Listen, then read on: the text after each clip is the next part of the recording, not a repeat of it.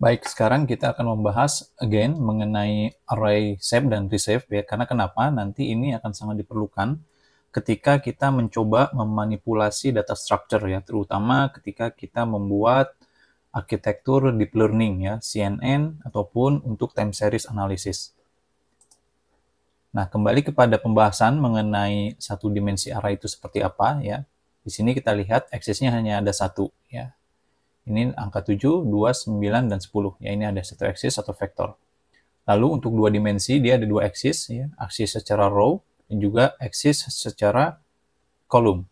Lalu untuk tiga dimensi array, aksis ada tiga. Ya. Aksis pertama, yaitu untuk row, aksis kedua untuk kolom, dan aksis ketiga ini untuk depth, ya, atau kedalaman. Nah, apa itu reshape? Misal kita memiliki satu data, ya, data ini merupakan array satu dimensi. Ya. Kita lihat ini berupa vektor, ya, vektor kolom, di mana memiliki 6 row. Nah, dari 6 row ini, saya ingin mengubahnya ke dalam dua dimensi array, ya, sehingga bentuknya menjadi dua dimensi, ada row dan juga ada kolom. Dari sini, kita bisa membuat dua dimensinya secara row atau secara kolom.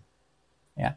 Nah, di sini untuk reshape 2,3 artinya adalah untuk 2 row dan juga 3 kolom. Sedangkan untuk reshape 3,2 memiliki 3 row dan 2 kolom.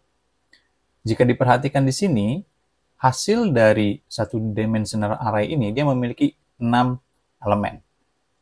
Begitupun ketika kita hendak untuk mereshape-nya, elemennya pun harus sama, ada 6. Ya, sehingga dia bisa di reshape, ya, either 2 kali 3 atau 3 kali 2, sehingga jumlah elemennya tetap sama.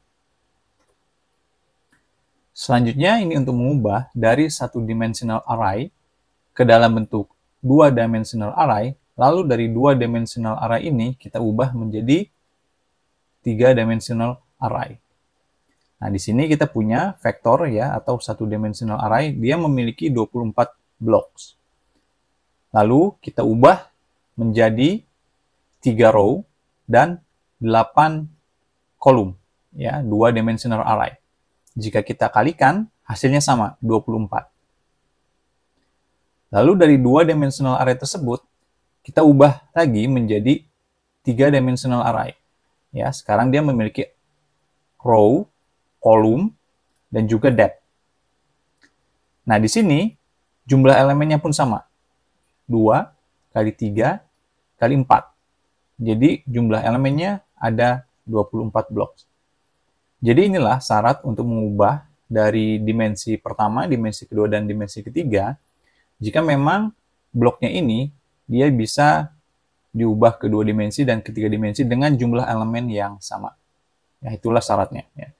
Mengenai bentuknya, misalkan saya ingin 3 dikali 2 dikali 4 atau 4 dikali 3 dikali 2, itu tidak masalah. Itu tergantung dari kebutuhan manipulasi elemen yang akan kita gunakan pada perhitungan kita selanjutnya. Mari kita tunjukkan dengan code pada Python. Baik, ini yang pertama. Kita memiliki array ya, di mana di sini dua dimensi array. Jika kita lihat di sini ada yang baris pertama, lalu ini barisnya kedua. Nah, kita coba print. Nah, ini jika kita melihat bahwa shape-nya atau ukurannya adalah 2 dikali 4 ya, di mana di situ ada 2 row dan juga ada 4 kolom. Nah, contoh selanjutnya kita lihat. Ini adalah contoh ekstrim ya. Kita memiliki array, misalkan yang tadi ya 1 2 3 4 dalam satu row. Di sini di dalam array argumen ini dia ada namanya argumen ndim ya. Artinya adalah number of dimensions ya. Di sini kita hendak membuat 5 dimensi. Nah, jika misalkan kita lihat di sini ada di dalam kurungnya ada 4 ya. Jadi yang pertama, 2, 3 dan 4 ya. Sehingga ini di dimensi terakhir atau di dimensi kelima. Nah, jika misalkan kita lihat di sini ukurannya seperti apa? Ukurannya adalah 1, 1, 1, 1 dan 4. Ini secara contoh ekstrim ya. Jika memang ingin membuat number of dimensional vektornya ada 5. Ya. Nah, lalu yang selanjutnya adalah untuk melakukan reshape. Nah, di sini ada contoh yang selanjutnya, yaitu ada 1, 2, sampai 12. Nah, di sini new array yang baru, kita hendak mengubahnya ke dalam bentuk array 2 dimensi 4 dikali 3. Lalu kita lihat hasilnya adalah seperti ini ya. Di sini ada 4 row dan juga ada 3 kolom. Selanjutnya, yang tadi ya yang memiliki 12 elemen tersebut, satu dimensional array, selanjutnya kita ubah ke dalam bentuk 3 dimensi ya, ada 2, 3 dan 2.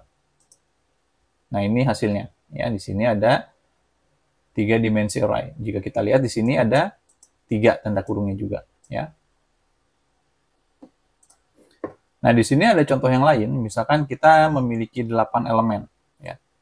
Namun kita ingin mengubahnya ke dalam bentuk 3 kali 3 ya, dimana jika 3 kali 3 adalah 9, artinya elemennya harus 9 ya, atau lipatan dari 9. Nah, kita jalankan, ini ada value error. Artinya di sini ada, kenapa error? Dia dikatakan bahwa array dengan ukuran 8 tidak bisa kita ubah ke dalam bentuk array yang ukurannya 3 kali 3 ya, atau 3 row dan juga 3 kolom. Karena kenapa? Karena kita kurang satu elemen. Nah, lalu jika misalkan Anda tidak memiliki satu dimensi, ya artinya dimensi yang satu ini tidak diketahui. Nah, dari sini kita bisa memberikan angka -1 sebagai nilai. Nah, sehingga nanti NumPy itu akan menghitung untuk kita ya dimensinya. Misalkan kita lihat ada satu dimensional array di mana dia hanya memiliki 8 elemen. Lalu ingin kita ubah ke dalam bentuk 3 dimensi. Ya, tapi kita tidak tahu yang terakhir berapa ukurannya. Nah, sehingga di bagian terakhir kita isi dengan -1. Sehingga ketika kita dijalankan, nah ini adalah hasilnya untuk 3 dimensional array. Ya, dari elemen yang memiliki 8. Lalu ada yang dinamakan sebagai flattening array. Artinya, kita mengubah array yang kita miliki, ya mau 2 dimensi atau 3 dimensi, diubah ke dalam bentuk 1 dimensi arraynya. Ya, dengan perintah reshape, lalu angkanya adalah -1. Ya, argumennya -1, kita coba jalankan. Sehingga kita ubah yang tadinya 2 dimensi, ya, yaitu di sini ada 3 kolom dan juga 2 row. Nah, ketika kita lakukan reshape -1, dia menjadi vektor atau 1 dimensional array. Nah, ini nanti akan kita gunakan ketika kita membahas time series forecasting ya, misalkan dengan menggunakan LSTM, atau bisa juga ketika Anda menggunakan CNN ya, dan juga ingin mereshape yang tadinya dibentuk misalkan dari 3 dimensi atau 2 dimensi menjadi 1 dimensi. Jadi seperti itulah proses shape dan juga reshaping pada NumPy Array Python.